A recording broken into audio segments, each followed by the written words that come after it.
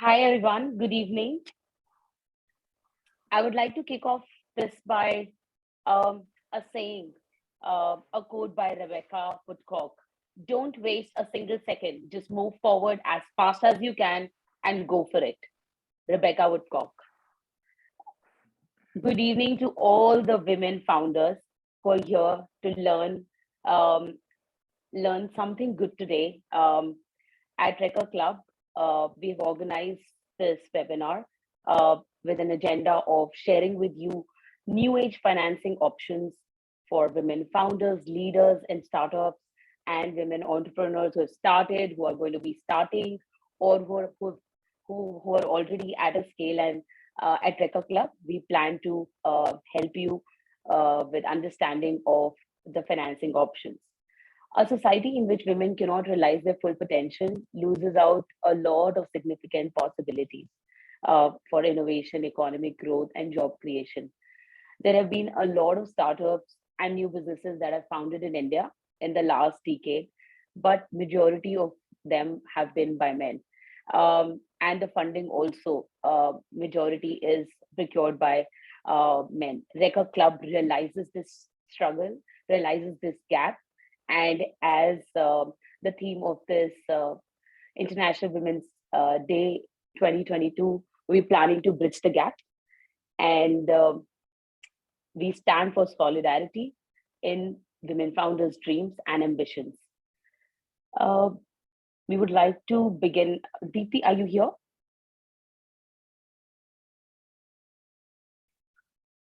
So Recur Club partnered with VHub and of course at VHub we understand that there are a lot of women founders, women entrepreneurs who have joined their incubation program.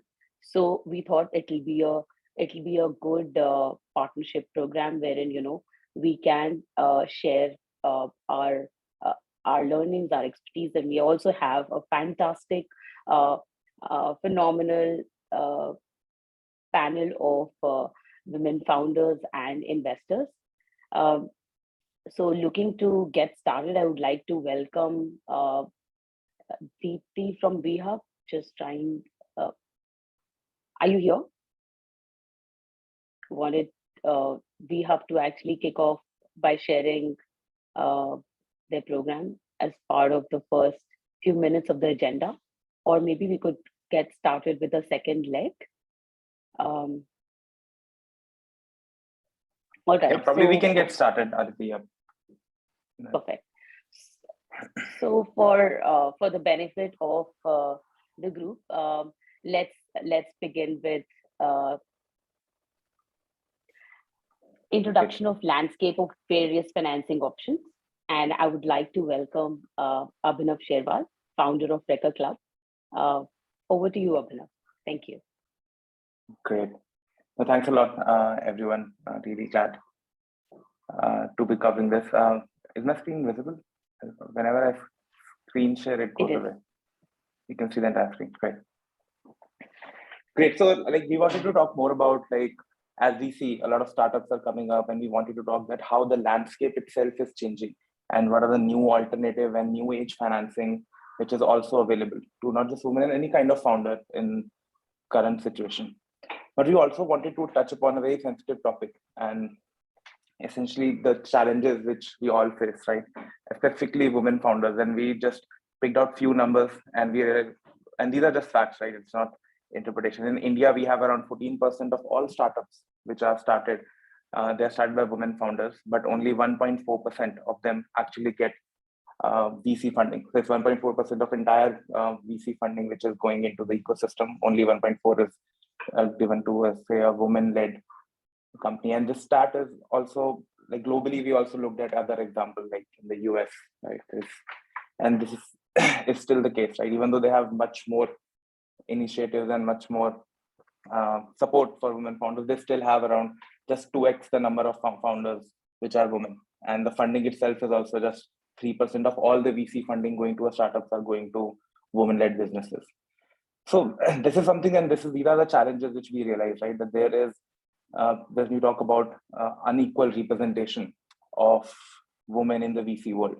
And that this comes with like, it's two-pronged, right? Whenever you are as a woman founder going for funding, your majority of the time will be interacting with men.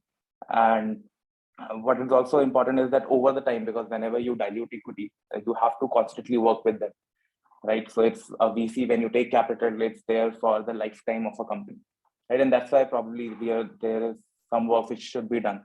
But yeah, that's the situation right now. And then we obviously have numerous professional, personal biases which comes when it comes to women founders, right? There are things like and the challenges, the questions, and the conversations which are around women founders. That is where a lot of education and work need to be done in the ecosystem.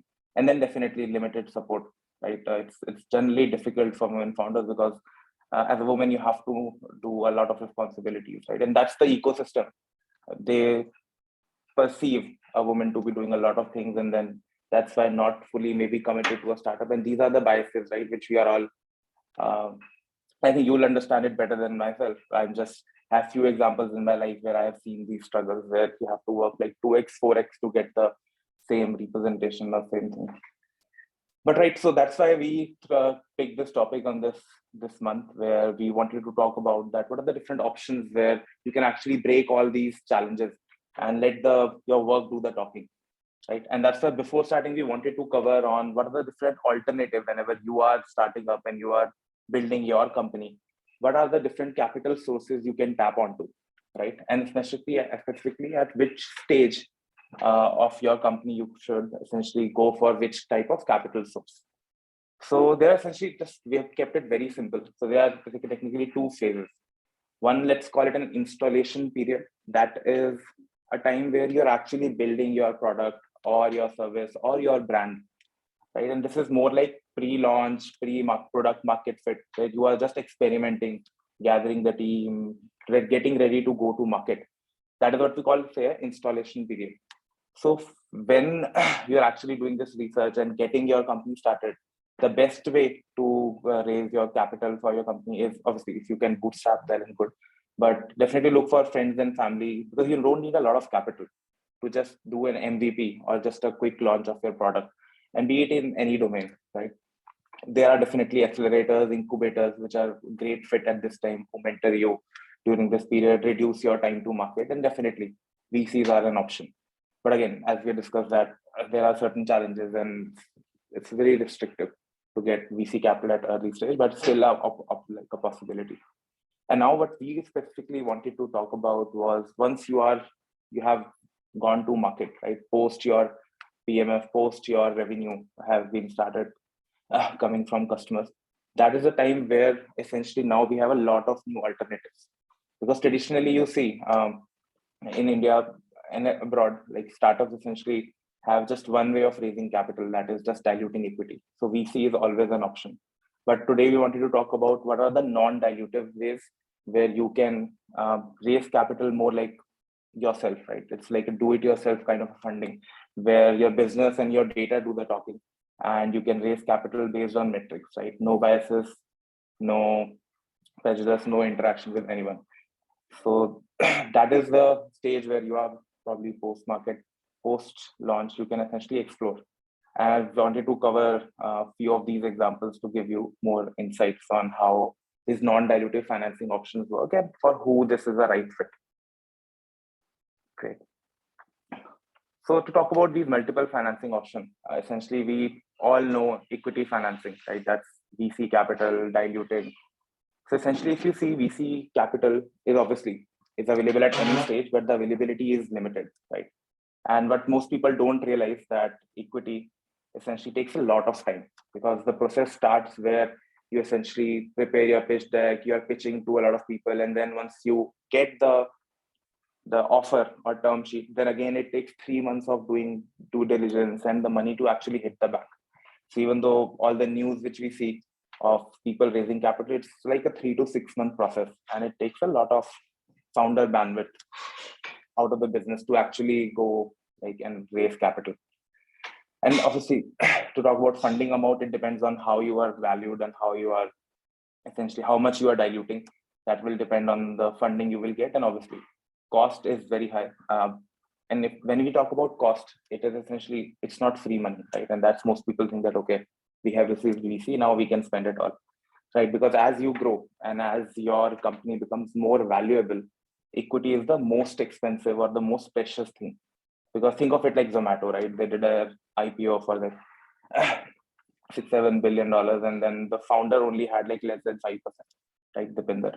So 95% of all the ownership was given to different VCs, right? Now, true cost for him of raising that capital is, think of it like 95% of that $6 billion. So the cost in equity, and that's why if you believe in your company, equity is definitely a good source, but it's technically the most expensive source of capital you will ever get access to if you are successful. Then other option traditionally is debt, which is very, very restrictive, right? And it also takes a lot of time, a lot of paperwork, a lot of documentation. And it's also limited to how strong your balance sheet is. So if you go for there are two types of debt. One is traditional debt, where people like traditional financial institutes ask for mortgages, right? Personal guarantees and whatnot. So that's why it's not a very popular option. And then there's a venture debt, which mostly comes after you have raised an equity round. So it's technically late stage, and it also does a percentage of whatever you have raised. So if you raise, say, 10 lakh in equity, you can then go to a venture debt fund. They will do like 20-30% top up and they give you debt. So it's also very, very limited, takes a lot of time, and cost is generally 25 to 30%. And it also has warrants. So I'll not get into those details. So I wanted to specifically highlight two very new age type of financing options, which are mostly available post revenue. So if you have started making revenue, then these options also open up for you. So to talk about revenue-based financing, it's very simple. So if your business is making revenue, you can take financing upfront. It takes few weeks, pretty straightforward. And then you have to share percentage of your future revenue. So today, if you take say 10 lakh and you are making 5 lakh a month, you share a percentage of your future revenue and you get that capital upfront. So this is one option. It generally is not good for very high growing companies, because if you're growing and you're sharing percentage of your future revenue, it often makes it very expensive, right? So if say you're sharing 10% of your future revenue, it will just more expensive. Now, a very new way, which also we are pioneering, is called subscription-based financing, where essentially it's also available post revenue, but it is like best of both worlds, right? It is for if you have reoccurring revenue, which is coming month over month, and if you have some contract, if you have some subscription, essentially what you can do is you can consider that subscription or contract or customer as an asset, right? And what these companies let you do is trade that asset. So for example, let's say you use Netflix, right? So you are paying Netflix 500 rupees every month. So now Netflix can use this service. As a company, they can use our service of subscription-based financing, and they can trade this customer, which is paying 500 rupees a month, and they can get the entire money upfront for a year. So it's 500 for 12 months. They can get that 6,000 rupees today itself at some cost, and they can use it for growth, right? So it's very simple. It's just like trading your customers, and your customer are paying you all upfront rather than paying you monthly. So that's subscription-based financing available post. You have some revenue. It's almost like do it yourself. You can come whenever you want to trade your customer, get money. Getting started, it's just 3 to 4 days. And the quantum of funding you can receive is up to 50% of your annual turnover. And the cost is essentially upfront around 8 to 12%, 10% on average. So in Netflix example, if you are trading a customer, you're getting 6,000 upfront, you will get 5,400 on day zero, and then you can essentially pay back 500 every month to the subscription-based financing company, and you'll essentially just quicken your revenue and you can grow faster. So yeah, I know I took a lot of time, but quickly to just cover a few case studies, like one quick case study essentially.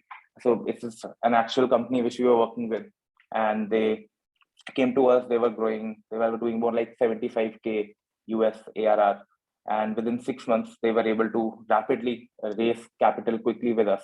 So they started with us back in August, and then raised some capital with us, used it for their sales and marketing.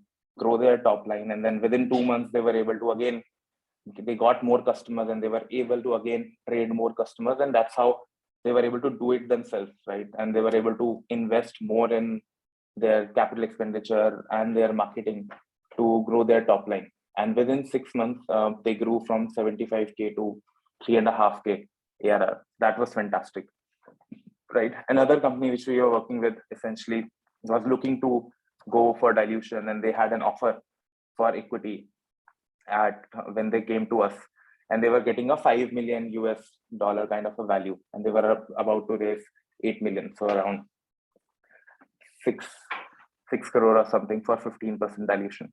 And what they did was they came to us, we gave them a limit, they started using it, and within 6 months they were actually able to grow their business around 2x, right? So their business grew 2x, and that's why they also got a better offer for equity. So they diluted less finally and raised almost maybe more money, right? Around 2x the amount of money they were able to raise for lesser dilution.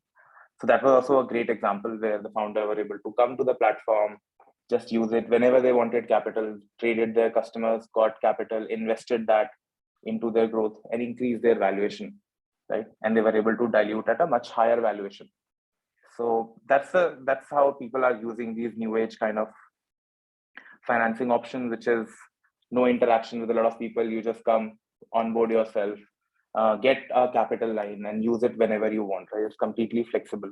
And it comes with a lot of other perks. I think this flexibility and ability to raise capital, free of biases, free of anything, and grow your business on your terms is technically really valuable for, I think, all the founders. Right? Great. Happy to pick any questions, and probably Aditi, I think this is what I had to cover. I know there will be a lot of questions, but happy to cover it now or maybe the end of the webinar as well.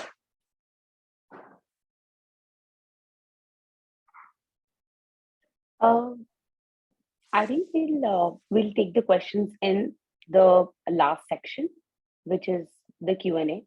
I'll take this opportunity to thank Viha to help us organize this and help us organize this webinar and share the invitation to all you young entrepreneurs.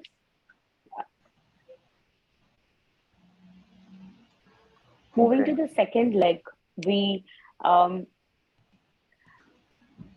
at Recur Club have launched a Femina First campaign, wherein to bridge the gender gap for women entrepreneurs who are struggling in the startup ecosystem, we have decided to waive off all Recur fees for women founders on raising growth capital through our platform in the month of March.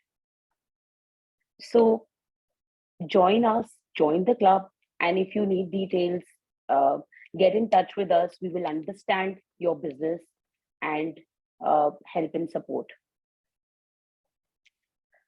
Moving to the next section, we have, as part of the Femina First initiative, we have phenomenal women entrepreneurs and investors to share their inspiring journey and story with us. I would like to welcome the panelists. It's a pleasure to welcome Archana, who comes with the experience of investing with working in the venture capital and private equity industry, skilled in portfolio management, risk management, banking, business development, and entrepreneurship. She's a strong entrepreneur professional with a Bachelor of Engineering focus in chemical engineering from IIT Kanpur. Welcome, Archana. I would also like to welcome Rashi Agarwal, who is co-founder and CBO at Zip Electric, comes with over a decade and a half experience across banking and consulting. Our third panelist is Bhavna Bhatnagar, who comes with 8+ years of experience in product development, operations, strategy in the IoT space. She's worked across China, US, and India as an early team member for the global expansion team in ByteDance and Cheetah Mobile. She's currently working as a co-founder and VC in the VFounder Circle, which is an investment platform focused on investing in early stage startups. Welcome you all, ladies. Over to you. Would love to know, starting, Archana, your story. Great, thank you so much. So please provide. Thank you so much for providing me the opportunity to talk about myself and my journey. So I grew up in a very small town in Bihar called Muzaffarpur, and then I went to IIT Kanpur in 1997. Worked in the corporate for 10 years, and then I started my business as a small SME. I set up a gym and then grew that gym into the multiple gyms as a chain in Bangalore. Ran that business for 5 years. So and after that I sold all my properties, and followed by that I moved into the investment. In investment for four years I have worked for a fund, and then now I am a, like, kind of a solopreneur uh, investor. So I do a lot of private investment syndication, and I have also two small funds called forward slash and point one. So there has been a lot of things I have done, like, started my journey as a corporate citizen. Then I went to become an entrepreneur. Then I have worked as a VC. Now I have a fund.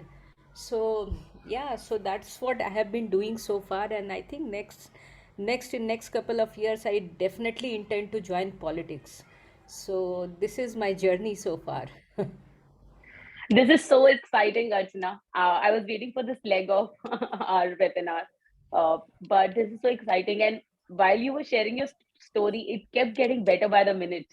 Uh, wow. I'm.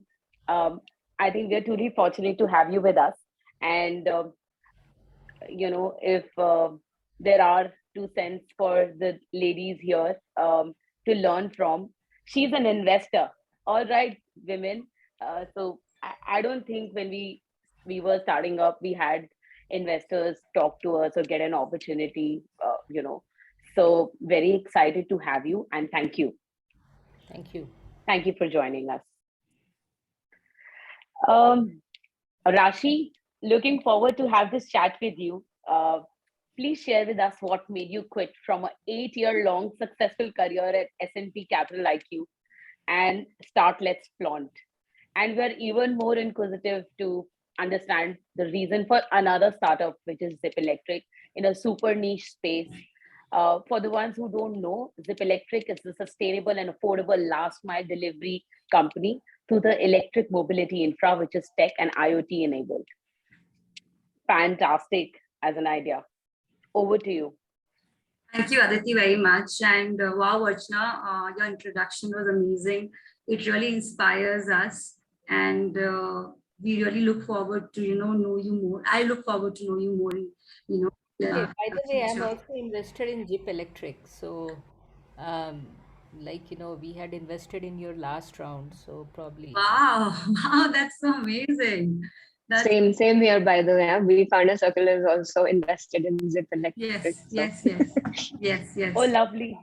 Lovely, lovely. So I have two investors with me in the panel, and great to have both of them. So I'll give a little introduction about myself. So, I come from a beautiful hill station called Almora. My father is a businessman and a hotelier. So definitely business was always in blood. Done my studies from army school. So definitely again, this, discipline was in blood. Then did my graduation. I was a gold medalist, very sporty, did a lot of sports in my college days, won a lot of awards, was a table tennis player as well. Uh, Post which I did MBA in finance and marketing and started my journey, my career journey at a very initial stage of my life. So S&P Capital IQ was my first company where I started working.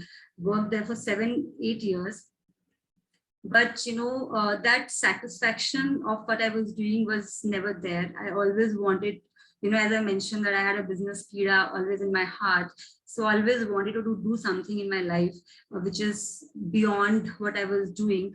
And so yes, Let's Flaunt happened, but I just did not just wish to Let's Flaunt,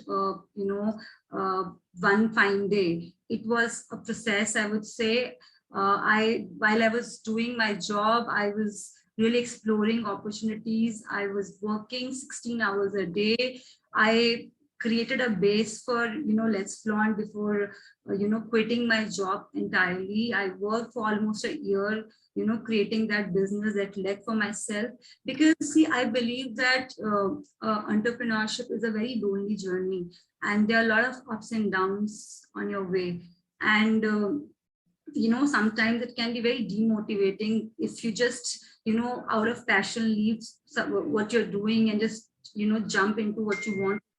Definitely, it is important to take some quick decisions, but also it has to be mindful, because the flow of cash that is coming to your account every month, one day if it just suddenly stops coming, it can be depressing, it can be demotivating, and business takes its own time to grow. It has its own ups and downs. So I always believe that it is good to have passion, but with passion, it is very important to also have a very planned move towards it.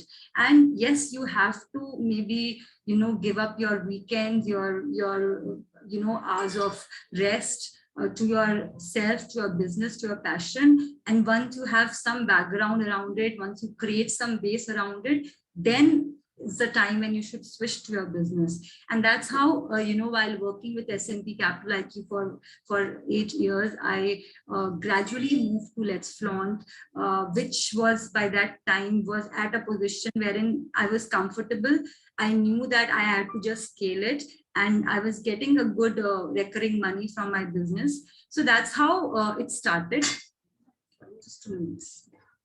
So the business was, into customized offerings. I felt that the market was very cluttered.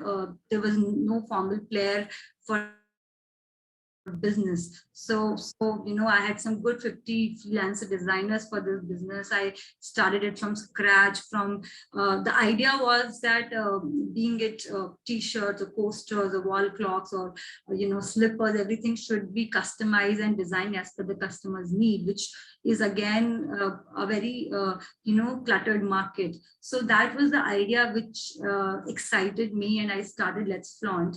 I worked there for 3 years. My business was quite profitable, had a team of 70 people, had good 25 freelancers working for me on the designs, various designs. And hence I was doing pretty well in my life, was growing, was making good money. But then, Zip Electric happened. So this was the idea of my co-founder. So as I mentioned, that we were always very inquisitive about what we were doing, and we always keep on exploring more ideas and opportunities. So though I was doing Let's Flaunt, but still I was always exploring more options. So Zip Electric was just not the second idea that came my way. There were many more ideas that came my way, which maybe ended at the time of the idea stage or the stage of R&D or the incubation. But Zip Electric happened in the real sense. It happened positively. So for Zip Electric also, we started, working towards it maybe at the start of May 2017, and we formed the company in August, and then we completely invested ourselves in the month of November 2017. So still we took good 9 months to, to put that idea into planning, to put that plan, action, and then into execution. So my advice to all the founders out there would always be that, always have a right planning. If you want to start something, do good R&D around it. Be very sure about what you want to build. Have enough passion and motivation towards it. And I think success is just then right there for you. So that's how we started Zip Electric, and maybe I can talk about Zip Electric later in more detail. So over to you, Aditi, for maybe Bhavna to share her experience and introduction. Thanks, Rashi. This was wonderful. So research, planning, and it could get lonely for us. In the startup ecosystem, could get lonely for the women founders there, but stay at it. And Yes. there is a lot of help available in the ecosystem. So fantastic journey. I'm already feeling very, very inspired. From a producer to a product strategist and now a founder, must be a super roller coaster ride. Bhavna Bhatnagar, over to you. What's your story? Thanks, Aditi. And yeah, Rashi and Archana, amazing stories. I think something similar, I think, happened with me as well. I have jumped like a lot of careers, right? I began, I did biochem, but I ended up as a journalist. I was not happy at my job. I thought I could do better, or there was something more there for me in the world. So I thought, okay, I'll leave my comfortable job and I'll, study again. Of course, I didn't realize at that point of time that, when I began my studies, I don't know, it was maybe the timing or whatever. I got like 2 3 scholarships, and that took me, for the first time outside India. And I was in US, I was in China for some time, and I was researching there. And for me, it was a very different world suddenly. So when I came back, I was like, I think I should, probably do this again. I should try to, study more. And I think it's working for me. Something is working for me. So I again got a UN scholarship to go to China. And then I was again studying advanced Chinese there. And luckily, I think again, maybe the timing was such that a lot of Chinese companies were sort of beginning to enter India at that point of time. So I was a very natural sort of a good hire for them, because I could speak the language. I was already part of the culture a little bit. So yeah, and that's how I actually ended up in Cheetah Mobile and ByteDance. Both of them were very, very early. They were just Chinese companies at that point of time. They were not really known globally. So there was no TikTok. By the time I had joined, ByteDance, it was just mostly Towin.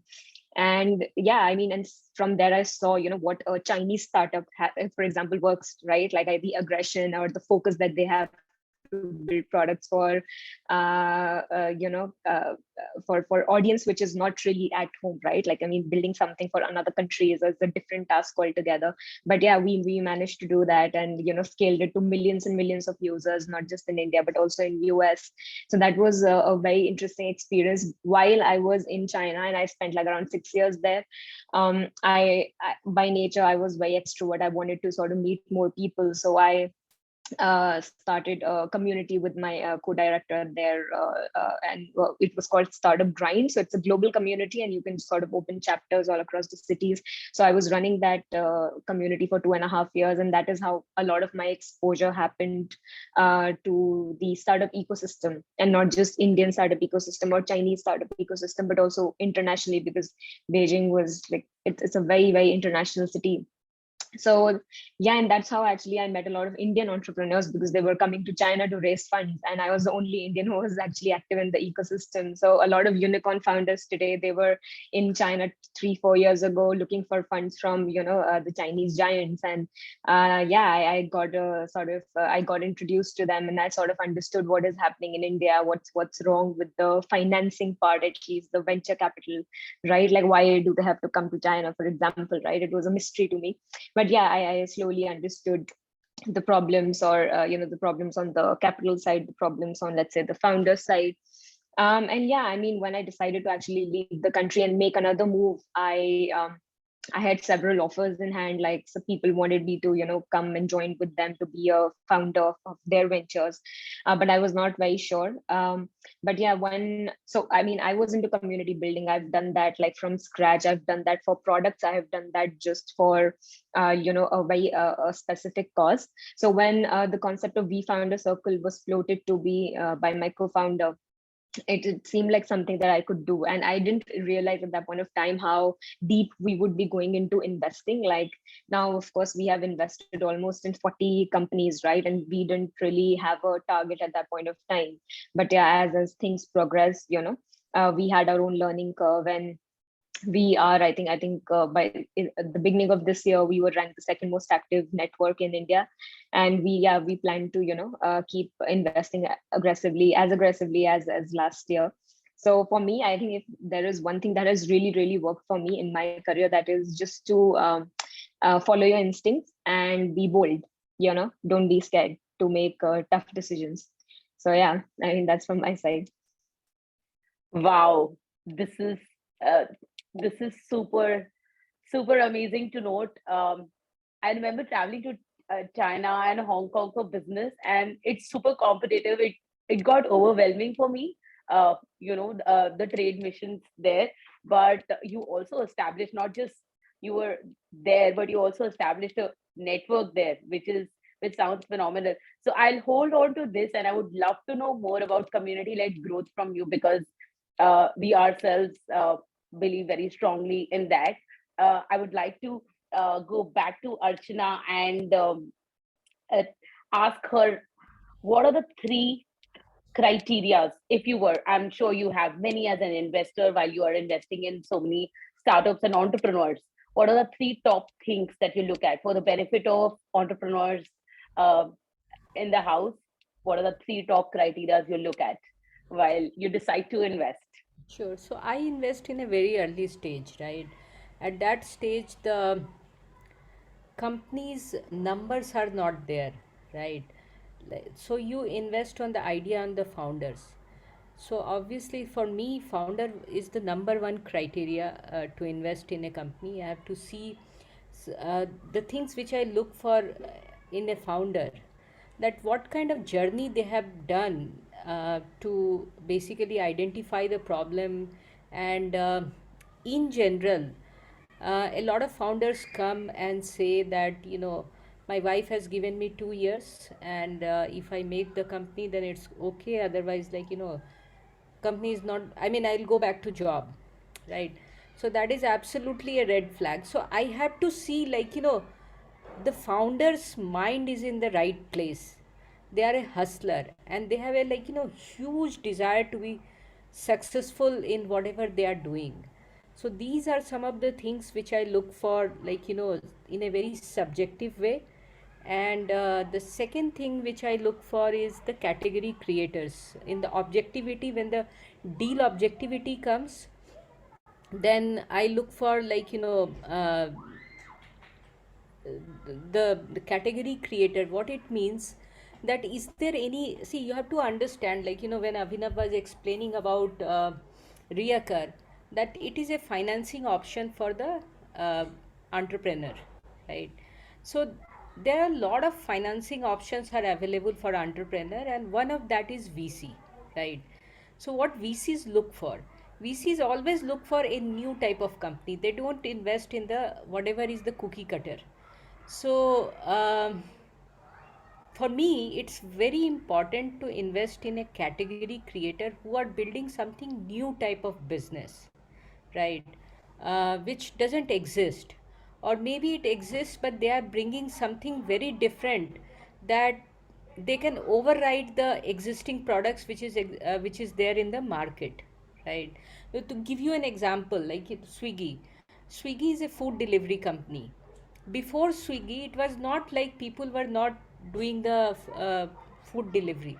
We were still be calling the restaurants and asking for the uh, placing the delivery order, and either we go to pick them, we used to go to pick that up, or their delivery boy, they used to come and deliver it to our house. But with Swiggy, what changed? A lot of things changed, right? All the menus you can see, you can place the order, you can do the payment. I mean, so many things you can do, right? So, food delivery, the value creation is still there, but they come up with a differentiator, and rest is history. And they executed, of course, well. That is comes from the founder's ability. So the second thing which I look for, the category creator, are they doing something new, right? Even the fundamental needs are there, but what are they doing differently which makes it a differentiated business? Third thing is, of course, differentiator, which in the Swiggy example, that they are bringing all these things, digitizing everything. They are putting the menu on the everybody's phone, delivery, payment, so many things for the delivery boys, restaurant owners, all these things, which they are digitizing. That is the differentiator they are creating in the whole ecosystem.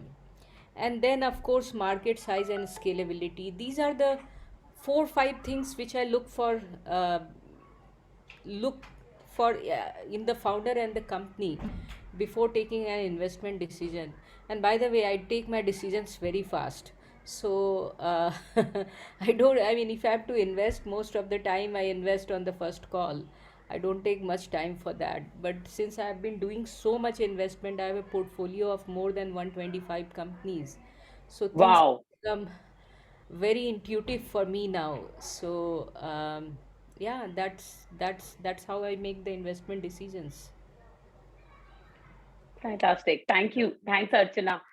The more I'm getting to know, I'm like, this is an opportunity, like a gold mine right now. Having time, this kind of time and attention for you, of yours, for the attendees, women entrepreneurs. Superb. Uh, Bhavna, your thoughts on? Uh, I heard you invested as well. You invest as well. Your thoughts on what is it that you look out for? Top couple of things that you look out when you decide to invest. So I think a couple of things that Archana touched upon, I think very, very relevant, right? I think when you're investing in early stage, you don't know the numbers. You have to bet on the founders. It's all about, if you think that this person is firstly solving the right problem, right? Like what she said about, let's say, is he building something new? Is it something worth building? Okay, and if something similar exists, then how is he or she making it better, right? I mean, that's one of the things that we also look at.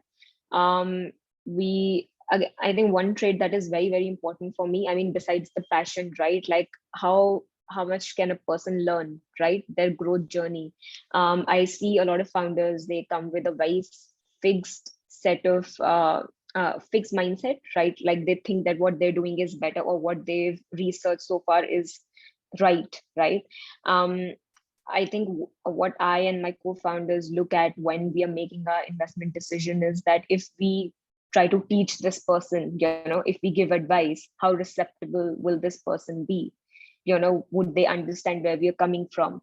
So some of these soft skills also matter, like quite a lot to us, besides the technical part wherein we're checking, let's say, if what's the found the market fit, let's say, or is this person going to be able to raise the next few set of funds, or are they, let's say, coming in with a very strong founding team, right? So that is the execution part.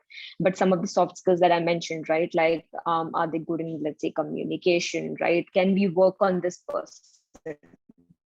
Okay, if I give my time to this person, will they be, respectable, or will they be, responding to us? I think that is something very, very important, because for us, like, I mean, and I'm sure this is with all early stage founders, investors, that they are, let's say, getting in at a very, very vulnerable stage of a startup, right? Like a lot of things are going to change. We are very, very, we're aware that they're going to happen.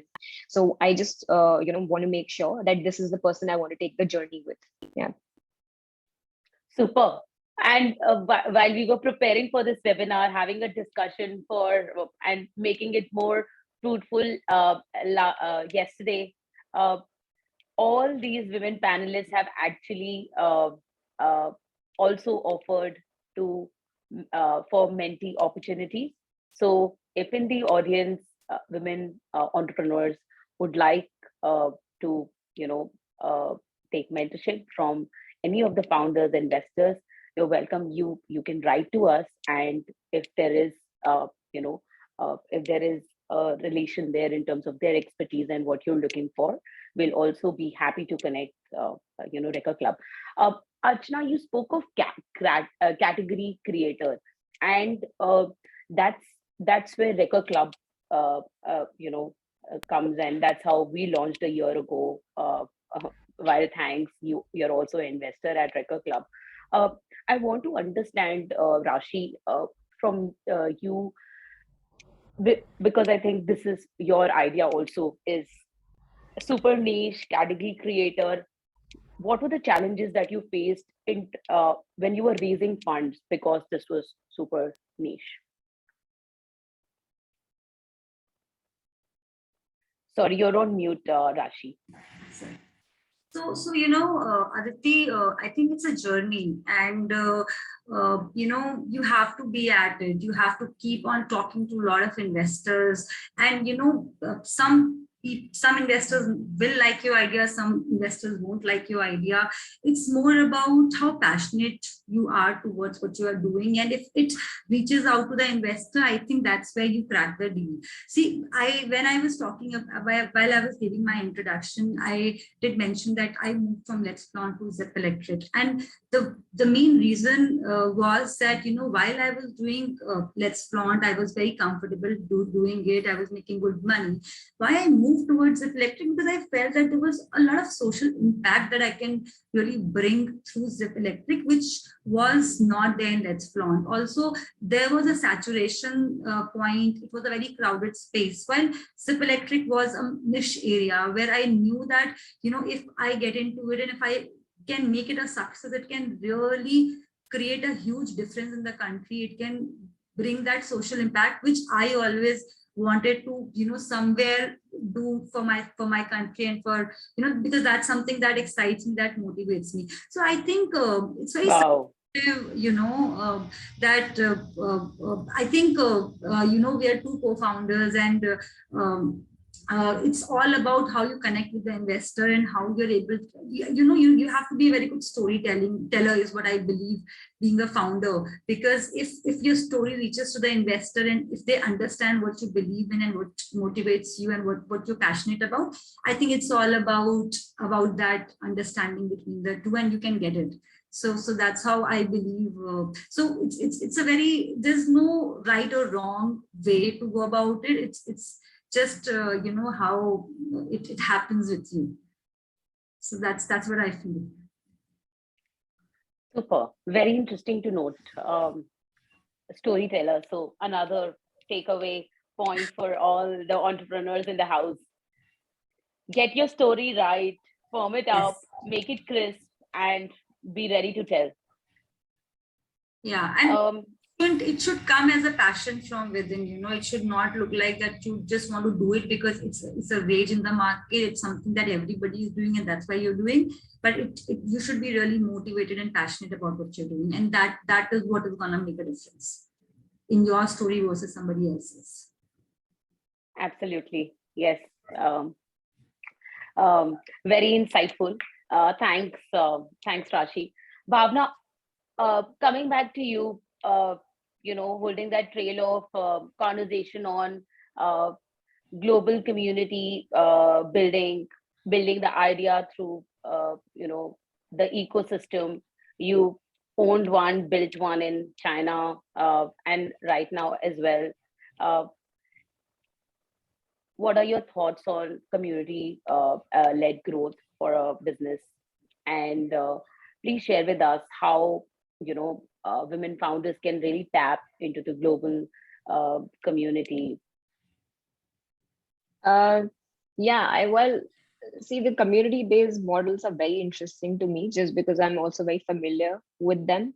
I think no one really thought about it so much, and at least having a very good community base and relating it with hyper growth, because at least I have done that for social apps at least.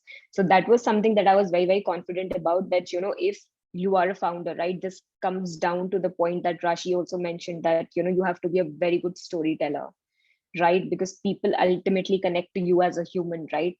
Like the problem that you're trying to solve, the impact that you're trying to create. So once you have a base of cheerleaders, right, and these may not be the people who will always invest in you, but these would be the people who will talk about you, they'll follow you. And as you know, this digital social currency has a lot of value in today's times, right? Like, because that word of mouth, that network effect, like you can spend a lot of money on, let's say, Google and any type of advertising, but nothing comes close to that group of people who believe in your vision or they follow you because they like the way you work. So I think this is what I have seen, in community-led growth, if you ask me. Interestingly, also in We Founder Circle, right? Because we are investors, but we call ourselves a community. We've taken a very active community approach, even to invest. So one, if for example, just now, I think tomorrow we'll be opening a deal that Rashi's co-founder sent us. He was like, I love this founder, you really need to, talk to them, right? So this is the community effect. You're surrounded by at least like 100, 200 people who are core part of the startup ecosystem, and they all want good for each other. They recognize a very good founder and they're like, Bhavna, no, you need to talk to this person because I am working with this guy. He's an amazing founder. I'm giving him business. I have all the confidence in this guy. Move forward with him. So all of these things, right? I mean, these are a big confidence booster, and that is why we also believe in that founders backing founders model, right?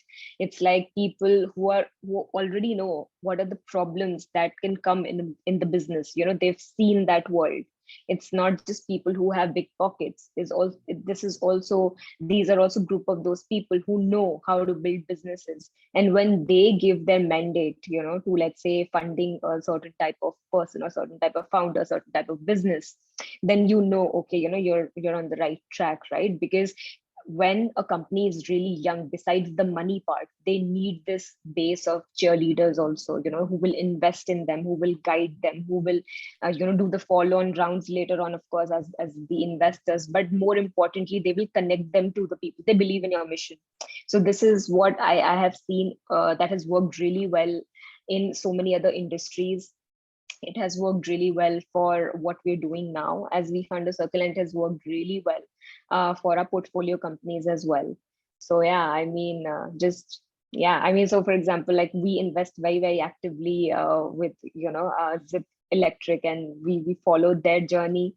We know, what they're working on, who are they working with.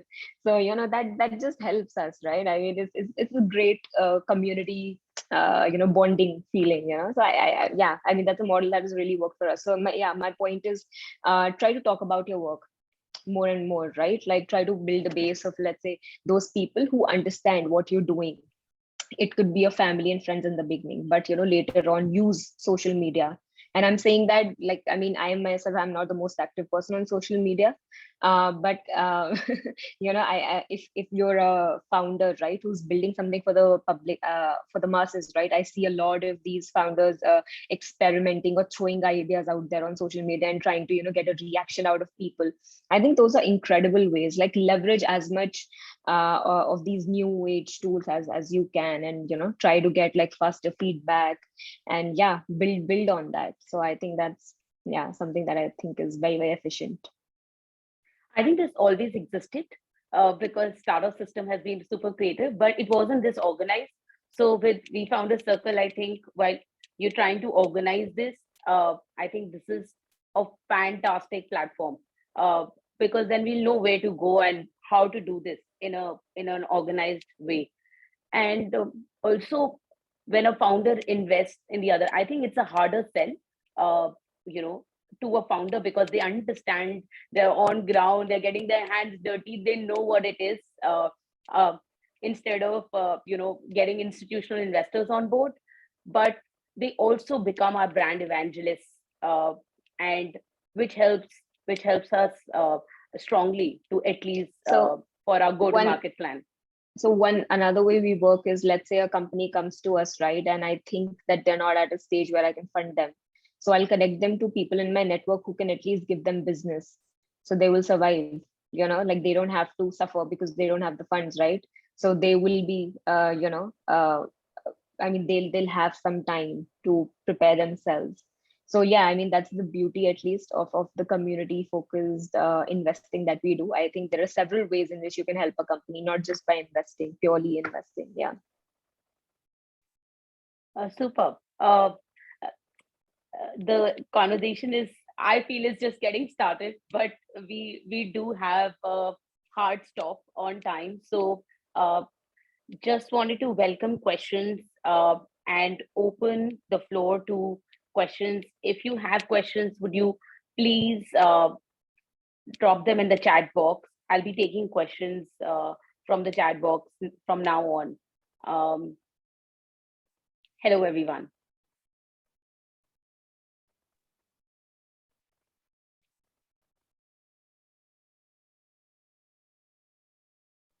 While the questions are coming, Abhinav, would you please share with the women founders, the criteria which we are looking at, uh, where we have decided as Recur Club to help women founders uh, for funding?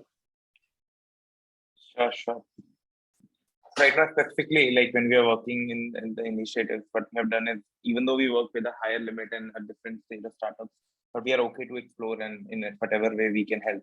So we are taking two important steps. So one is that we are okay to also start with smaller or just early stage companies, which are essentially doing, say, 25 to 30 lakhs in a year. Think of it like 2 lakh of month of revenue.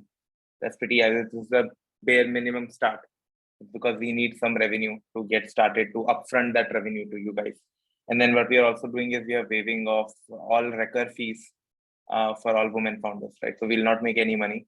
It just will help the ecosystem, will help you get started in whatever way possible and get that all important funds in your hand as soon as possible, right? So I think that is what is most important. And then, yep, we look for few other things. Probably we can then talk in detail, that you should have at least some recurring or reoccurring revenue, which is on the tune of 2 lakhs rupee a month. Thank you. Thank you for this, Abhinav. Any questions? Any more questions? So we have a question from the audience. What is the best place to learn about how the world of investing works for a founder who is like a beginner? Who would like to take this one? I can answer a little bit. Please. Yes. Well, because we work with a lot of founders who want to invest, plus a lot of professionals who want to invest. So one of the things that I think they've shared from their own journeys is, I mean, very basic steps, like, I mean, maybe start with reading some books, okay, some blog posts. Second step would be talk to someone who has invested before, attend seminars or expert sessions like the ones that we're doing right now. Third would be try to become part of a WhatsApp group, any sort of a group or a community where people are enthusiasts. Okay, so you don't need to always become part, like, because I know a lot of networks charge a fee and all, right? So you need not do that, because I think it could be a little counterproductive for some people, because they do not know if they even let's say pay a fee that they want to invest or not. So don't do that. But yeah, try to firstly and network as much as you can. Try to get into these communities again, you know, like people who are, let's say, talking about several topics. Because I know I was also part of a lot of those before. Let's say we found a circle, right? A lot of people, let's say, I know Head Start, Startup Grind, all of these are just bunch of people who are very, very interested in the investment world in general. So try to talk to them, try to become part of those groups where they discuss these topics, and then you can decide if you really want to, let's say, actively become a member of a let's say paid network or not. I mean, we are not paid, but yeah, I mean, the idea here is that, yeah, find people who you can talk with. And there's several ways, like there's several WhatsApp groups. I mean, I can share those with the Recur team later on. A lot of WhatsApp groups, Facebook groups, even Instagram channels that people can follow, and all of them are very informative.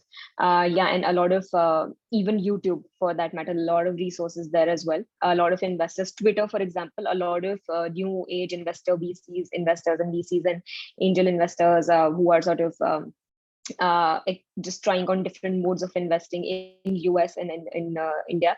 They post quite a lot on Twitter, so their feeds are also very, very informative. So yeah, I mean, if that helps. I mean, I learned that way, so. Absolutely, this is very helpful. Thanks. I would like to add one or two points to Please. that. Like, for a founder, right, who is a new person, first of all, they should understand by learning from various published media or, like, YouTube or whatever, that what is VC investing if they are looking for VC investing, right? Otherwise, if they are not looking for VC investing, they should also figure out what are the other financing options for their business and what is the eligibility criteria for that. So they have to do little bit of work on that, and they should identify some similar business, right, who has been doing good. And it's always good to um, go and talk to them, right? I mean, Bhavna talked more about from the VC perspective, but I'm talking about more from the founder's perspective, that they should be talking to some of the founders or maybe the business person or whoever is in the similar business, and go and talk to them and understand, like, what it needs to get the financing options done. Because everybody, like, even if they are large businesses, profitable businesses, still they take a lot of financing from the different ways. So you have to talk to them. And now the question is how to talk to them. I mean, linked is a fabulous platform. You can like, reach out to anyone through that. If you go and do a cold call, 90% of the times you will get a response. So you will have to do little bit of proactive work. But I would say, like, building little bit of network with the similar businesses and similar founder or business persons will help you in breaking the ice, and then you can take it further from there. Thank you, Archana. Again, super useful tips for the founders. Uh, there is a question which is about what would be the experience, if we want to raise capital from Recur Club. Rashi, would you like to share uh, your experience? Maybe there's a question in the audience. Sorry, you're on mute. Sorry, I missed the question, please. Absolutely, no problem. I'll repeat the question. There is a question from the audience: how to get associated with Recur Club, and what is the experience like? So, would you like to share your experience with the audience, please? So with Recur Club, I think the discussions are going on. We are yet to close the deal. Obviously, the experience is great, but we are looking out for financing with Recur Club. The revenue asset financing, which you mentioned in the financial modeling, that's the kind of financing we are looking. We are, the model of Zip Electric is about, giving electric scooters on a subscription model or doing last mile delivery through electric vehicles. So we have to procure a lot of scooters for our business, and we are in a lookout for companies who can support us with asset financing. So Recur is under discussion with us for that model. So I think it's still the discussion phase, but the experience till now is wonderful. I think hopefully it will be the same in future. Definitely. But yeah, just to cover on how to get started, it's pretty simple, everyone. Like, you can come, and it's more like you can just sign up on a platform. It just takes 2 minutes, and then there are few data requirements, and probably it is like more like do it yourself. You can upload your data, and within a few days you'll get the financing and everything. And then probably if there are more discussions we are always there to help you, like Vasu said, that we can also work with you, fine tune it according to your needs. That definitely is an option. But to get started, it's pretty straightforward. Thank you, Abhinav. I also wanted to take this opportunity to quickly, if all the panelists can switch on their cameras, just wanted to give a small thank you note and quickly introduce everyone. We have the three fantastic entrepreneurial panelists with us. We also have our founder, Eklavir. We have Abhinav with us, and we also have VHub team. Just wanted to say thank you for giving us this opportunity. Thank you so much, Aditi. Actually, our CEO, Ms. Deepti Rawla ma'am, is also on the call. I guess some technical glitch here and there. So if you could kindly just allow her to be on the panelist section of it, she'd like to say a few words. Absolutely. Yes. Absolutely. Allow me a few seconds.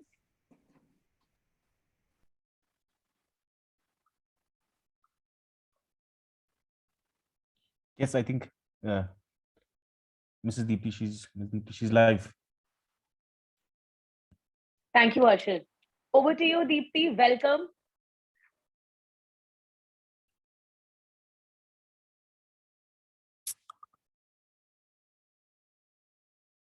I can see a hand raised from her, which means she can listen to us.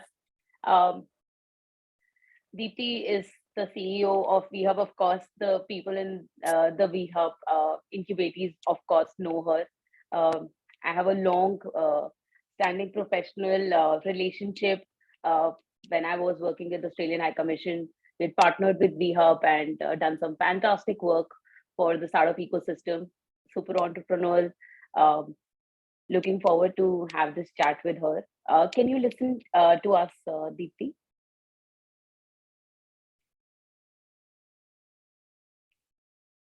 No, I think she's rejoining. Just a sec.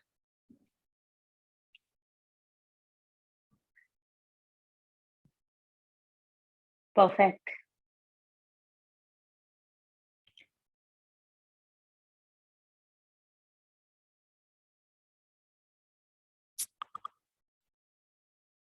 While she's joining, Eklavya, would you like to just conclude with some thoughts for the women founders here in the audience? No, this is there have been champions and champions who've been spoken about it, and phenomenal, I think, right? Like, I think one very important thing to every woman founder, especially, right? Like what Rashi and Archana both mentioned is, passion is everything. When you are giving your heart and soul to it, do it with full passion. Don't even think to, back away after you're in, right? Like, and success will follow. Do it with that grit, do it with your passion. See, financing is not rocket science, right? Like financing will follow good businesses. What type of financing? There are multiple sources here, right? Like there are experts here to whom you can speak. We are at Recur Club are launching something alternative financing solution, and these will keep on coming, to be very honest, right? And they will keep on changing with time. What you guys should focus everyone is on how to build that successful business, what all things are required after obviously you have ideated, thought about it. I'm assuming that's why you are here, right? And financing and other things will follow. So just be at it, give your full and be passionate. I think that's the only thing. And I think the world and the ecosystem is improving a lot globally as well as in India, to promote women founders and entrepreneurs. I think which works in your favor, right? Like at this stage. So fully utilize it, right? To whatever you can, and don't be boggled by people will say all kinds of things, like when we started last year, we heard a lot of different things from a lot of different people, right? Like treat it as noise because you have thought about something. They are not living your mission or vision, right? Like what you are building. So stick at it, ignore the noise, be passionate, put your full success, and I think other things will follow. Thanks, Eklavya. Hi, Deepti. Over to you.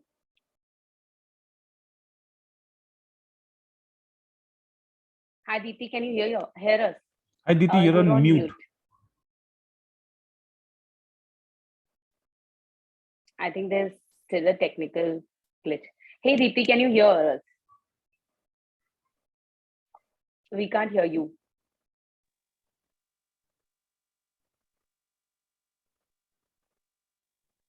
Oh, we can't hear you. You can hear me or no? Yes, now we can hear you. Hi, good to see you again. Outset, I'm so sorry. I've joined in super late. Usually around Women's Day, it's so that we are actually quite sought after, but not the Congratulations on the 4th year. We want to be sought after every single time, right? But kya karenge abhi? Ye hai to hai. So anyway, so we were just at a few things, and are really happy that you guys are actually doing it. And I think Eklavya, what you said is absolutely right. Many times women entrepreneurs and entrepreneurs in general always think that funding is the only thing that's stopping them. But as you rightly pointed out, if you are doing the right thing, having the right kind of coaching, approaching the right kind of connects, funding will come. So thank you so much for that one-line statement, which actually sums up a lot of things that we try to do in incubation. So with that, I think thank you so much, Recur Club, for conducting this conversation with all of our entrepreneurs. And we can't wait to meet you in person. So please do travel to Hyderabad. We are quite a chill place. We have great chai, and we also have some great entrepreneurs. And we are also much nicer in person and on time. So we'd like to invite all of you to come visit us in Hyderabad sometime, because while webinars are all good, I'm sure a lot of interpersonal networks and conversations will be much more better, and our entrepreneurs will also benefit from that. So thank you, and I really look forward to what magic having the entrepreneurs who have access to funds, access to incubation, access to mentoring, and access to everything, what magic they'll create, so that next year it's not just me going around on Women's Day, but all of us together, and we celebrate Women's Day a lot more than just one day a year. So thank you. Super. Super. Thanks, Deepti. On this note, let's conclude. Just wanted to request all the panelists, if you could switch on your camera once. Just wanted to, this can go down our memory lane, an event that we wanted to do One more for thing I women wanted to entrepreneurs. add. I Yes, have to please. really compliment Aditi. I think Eklavya, great hire. She's brilliant. She's perseverant, and she makes sure that stuff gets done. So kudos on great team and wonderful job. She's persistent, man. I can vouch for that. She's brilliant. Thanks, Deepti. Absolutely. Your persistence, I wish I had that. It's amazing. Your team was very helpful. Of course, of course. I mean, Shivani and Sridevi are brilliant anyway. So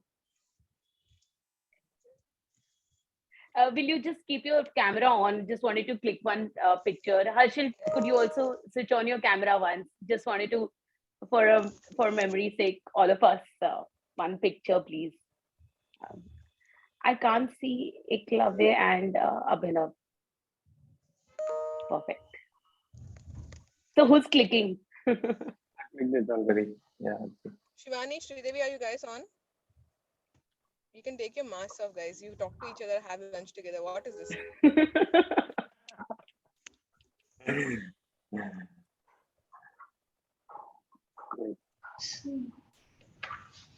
Perfect. Thank you. Thank you, everyone. Good Thanks evening. so much. Thank you, Shivani, Sridevi. Thank you, everyone. Anka, Aditi. Thank you, Shivani and Sridevi. Thank you, Recur Club. See you then. Fantastic. Bye. Thank you. Bye. Thanks, Archana. Thanks, Rashi. Thank you. Thanks, Pavna.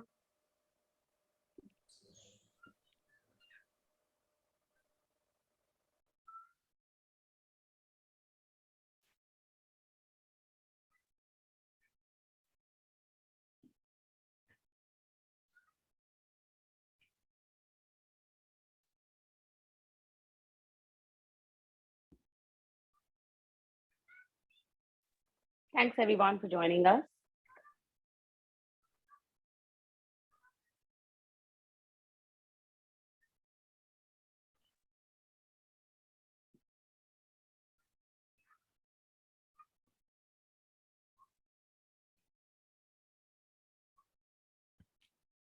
All right. Thank you, Aditi.